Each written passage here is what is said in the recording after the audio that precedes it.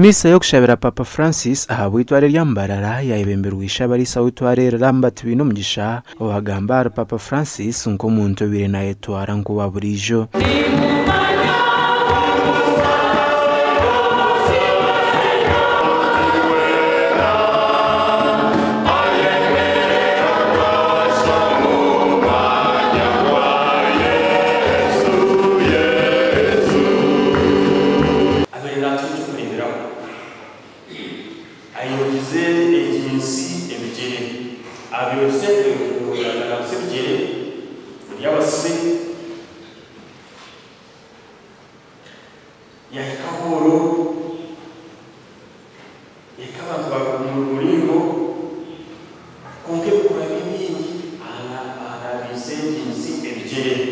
Ishabarisa yashababikirizo mu ihango kurebera hamitwarize ya Papa Francis bamutoreze kandi bamushabira ubutosha abirata kugamba abantu kuvuga n'abantu kuyabugana bona atagambire ikigambo cyabere na heruka atumugire muta pray for me mushabire was a beggar of prayer okushaboku kwa etabona omnyishingiro kazabo rembo rwambarara Rita Bwahika hamwe na mukuru w'abakazo mu itware ryambarara Maria Goreti Mpaji abagamba Papa Francis ahabuku bane bagira ngo uriyo musaserdoti ubwire bwona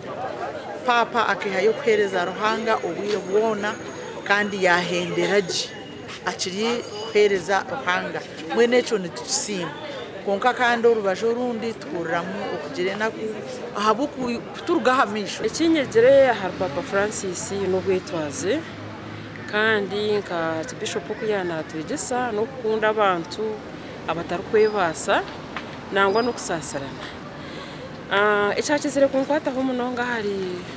Papa Francis wo mukama yese kurgo magaragenseji nizoberi yanabsa abasibe ebigere abikirizo mu itware bayereko kushasha abo kuferwa nkunzi yabona Papa Francis kandi bingi bahandika no mitabo bya condolence bitirwa hitware ahabwo kuba no muri mugwitu okushabira umuntu yaba yatwirwe yaba yagenzire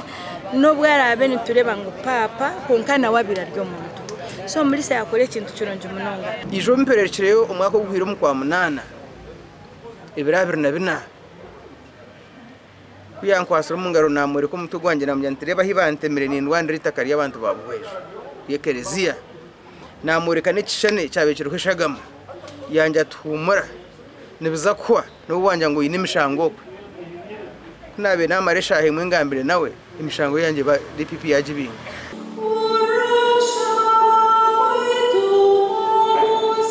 Orukwera Papa Francis yazikumukerezi ya St Mary's Major Basilica omurembo rwa Roma hihi kilometers mukaga okurwa umurembo rwa Vatican eyo mukoro yo kumushabira yakorerwa ahabwa TV West and Aidan Bataringaya